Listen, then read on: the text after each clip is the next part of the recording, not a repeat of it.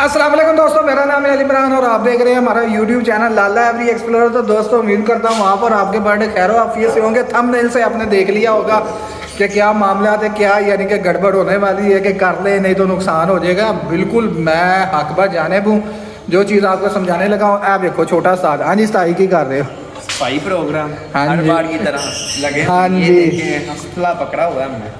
हाँ बेसिकली हमने डब्बे जिनमें बच्चे थे ना, जो लास्ट वीडियो अगर मेरी ऑडियंस पुरानी जिन्होंने देखी है या जो नए आए हैं उनसे रिक्वेस्ट है कि मज़े मज़े की वीडियो देखने के लिए हमारे चैनल लाला एवरी एक्सप्लोरर को सब्सक्राइब कर लें और साथ आने वाले बेल आइकन बटन को लाजमी प्रेस करें ताकि हर वीडियो आपको बर वक्त मिल सके। तो चले प्रॉपर वीडियो का आगाज़ करते हैं। बेसिकली ये हमने पुरानी वीडियोज़ में दिखाया था कि मुख्तलिफ डब्बों में बच्चे निकले थे।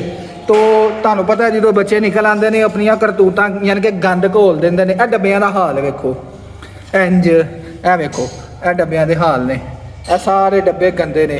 बेसिकली ए डब्बे बदलने सा बदलन आसे नीट एंड क्लीन उन्होंने दोबारा नेस्टिंग इस तरीके ना करके इन्हों च बच्चे शिफ्ट किए हैं ताकि ए नमी के नाल कह लो कि सर नीचे से सारी जो है ना नमी है और बदबू स्मेल बिट्ठों का यानी कि वो जो है ना चूरा इकट्ठा हुआ है जिसमें मुख्तलिफ तरह के बैक्टीरिया ने जन्म ले लिया होगा जो कि बच्चों के नीचे से कह लो कि गाल साड़ देंगे, इन्फेक्टेड करेंगे। इस वास्ते डब्बियां दे बच्चों सीधे पतलियां किया है। चलो आओ डब्बे देखने इस्लामाबाद गोल्डियन के डब्बे गया सी वो भी तुहानूं विखाए ने। छोटे साहब पहले वीडियो बनाने बाद चो करते हैं। पहले दिखाते हैं तोता एंड मैना।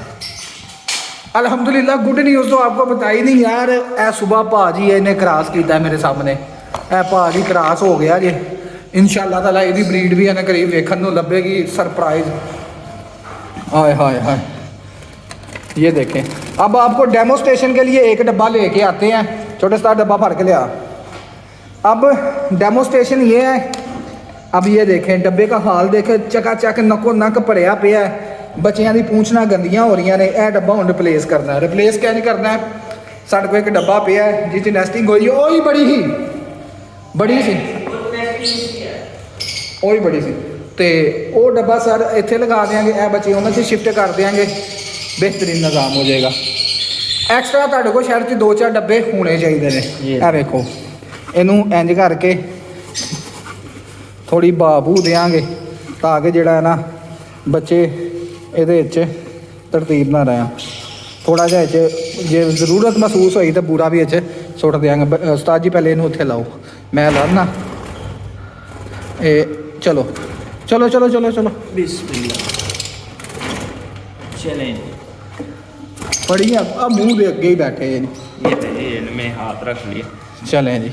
अब देखें जी गिनो जी, ये देखें बिट्ठों की वजह से इनकी पूँछें अब पूछना तो पर गंदे हो रहे हैं ना। यह चीज़ समझाना चाह रहे हैं जी। अगर तुहानू पल्ले पै गई तो यह वेखो यह खराब हो रहे हैं ना, हूँ सारे साफ सुथरे फीदर आएंगे। इस वजह तो क्योंकि पिछले दिन नमी रही है, ठंड की वजह ना ह्यूमिडिटी हाई रही है, डब्बे गिले सा, डब्बियां गारा बन गया सी तो हूँ खुश्क डब्बा लाता है ना, हूँ मसला नहीं बनेगा। यह वेखो माशाल्लाह वो किन्ने के उस्ताद माशाल्लाह बेबा ने मोगे जे मोगे ने। हाँ तो उम्मीद करता हूँ प्रैक्टिकली आपको करके भी दिखाया, हाथ गंदे हो गए ने और जो समझाना चाह रहा था आपको समझ भी आ गई होगी। अभी मेरे दोस्त पिक्चर बाकी है। कुछ डब्बे ऐसे भी होंगे जो कि चकाचक खुश्क होंगे, उनको हमने नहीं छेड़ना। जैसे कि ये है, यह खुश्क ये मुरादा बिठा का बनाया है, इतने मैंने कोई मसला नहीं नज़र आता। एक डेकिनो ने तो पॉसिबल ब्लूटूथ ने। उसके बाद इधर भी चेंज किया, इधर भी सर असा एक डब्बा चेंज किया। ए वेखो यह भी डब्बे के इतने है यानी कि साइडों के कार्नर के अराउंड बहुत ज़्यादा बिठा सा गिला डब्बा सी। उसके बाद मज़ेदार की गल है मग भी खुला है, फुल अज वेंटिलेशन चलाई है ताकि अंदरों नमी वगैरह हर शय क्लीयर हो जाए। हूँ अगे आओ थोड़ा जहा और अगे आओ। इधरों 1 2 3 ये तिने डब्बे असा जैन जी तुम वेखो कि तुहाडा डब्बा गिला हो गया। एक डब्बे बेहतरीन करके नेस्टिंग इंज बना के तुसा रख लेनी है। उन्होंने नप नुप के कि यानी कि पैरों से ना फसे वो ला देनी है। ये भी पिछली वीडियो तुसा वेख्या होना है कि कितना गंद सी ते हुण ये बच्चे शिफ्ट करते हैं।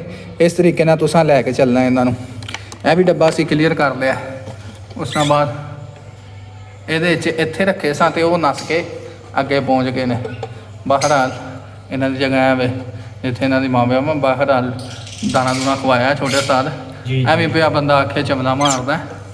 कोको और कोको के बच्चे किधर? ਕੋਕੋ ਕੋਕੋ ਅੱਛਾ ਕੋਕੋ ਵਾਲੀ ਬੜੀ ਵਾਇਰਲ ਹੋਈ ਆ ਰੀਲ ਬਈ। ਜੈਂਦੀ ਕੋਕੋ ਹੋਈ ਤੇ ਕੋਕੋ ਦੇ ਬੱਚੇ। ਮੈਂ ਨਾ ਇੱਕ ਛੋਟੀ ਰੀਲ ਵੀ YouTube ਤੇ ਪਾਈ ਸੀ, ਉਹਦੇ 10,000 ਵਿਊਜ਼ ਹੈ ਜੀ, ਇੱਕ ਦਿਨ 'ਚ ਹੀ ਆ ਗਿਆ। ਮੈਂ ਨਾ ਉਹਦੇ ਬੜੀ ਸ਼ੂਟ ਹੋਈ ਹੈ, ਬਿਹਤਰੀਨ ਉਹਦਾ ਰਿਸਪੌਂਸ ਰਿਹਾ। ਉਸ ਨਾਲ ਬਾਅਦ ਇਹ ਜੇ ਕੋਕੋ ਵਾਲਾ ਡੱਬਾ ਇਹਦੇ 'ਚ ਵੇਖੋ। ਕੋਕੋ ਤੋਂ ਮੈਂ ਤਾਂ ਕਿਹਾ ਸੀ ਕਿ ਬੱਚਿਆਂ ਦੇ ਸਿਹਤ ਬੜੇ ਹੈਲਦੀ ਸਾਂ, ਕਿ ਹੈਲਦੀ ਬੱਚੇ ਜਿਹੜੇ ਯਾਨੀ ਕਿ ਜੈਂਦੀ ਮਾਂ ਹੋਏਗੀ ਉਹਦੇ ਹੀ ਬੱਚੇ ਹੋਣੇ। मेरे को जरा गौर फरमाएं। ये इनके पेरेंट्स हैं। ए चको माशाल्लाह खूबसूरत खूबसूरत खूबसूरत। लो भाई ज़्यादा डिस्टर्ब नहीं करते तो हूँ चलने उत्ते उत्ते भी कुछ एक्टिविटी की थी, वो भी तुहाडे नाल शेयर करने हैं, फिर वीडियो का करने हैं एंड। तो चलो उत्ते चलते हैं जी दोस्तों। ऊपर वाले शेड पे आ गए हैं। इधर भी आप देख सकते हैं पिछली वीडियोस में चबारा भरिया सी, तोड़ो तोड़ के जाने उत्ते डब्बे पे सां, इधर भी डब्बे पे सां। ਉਹ ਵੀ ਡੱਬੇ ਬਾਹਰ ਕੱਢੇ ਨੇ, ਉਹਨਾਂ ਨੂੰ ਫੰਗਸ ਲੱਗੀ ਸੀ, ਫੂੰਦੀ ਲੱਗੀ ਸੀ, ਉਹਨਾਂ ਦਾ ਕੀ ਹਾਲ ਕੀਤਾ ਉਹ ਬਾਅਦ ਚ ਵੇਨੇ। ਛੋਟੇ ਸਤਾਰ ਦਾ ਡੱਬਾ ਲਾ ਯਾਰ, ਇਹ ਚ ਕੀ ਹੈ विच यार रहने दे यार। ਬਹਾ ਦੀ ਹੈ ਯਾਰ। चलें ਕੋਈ ਨਹੀਂ बिस्मिल्लाह। ਮਾਦੀ ਆ ਗਈ ਬਾਹਰ। आ गई ਉਹ ਮੈਂ ਵੀ ਨਹੀਂ ਨਾ ਵੇਖਿਆ, ਵੇਖੀਏ ਤਾਂ ਸਹੀ ਇਹ ਚ ਕੀ ਹੈ। माशाल्लाह।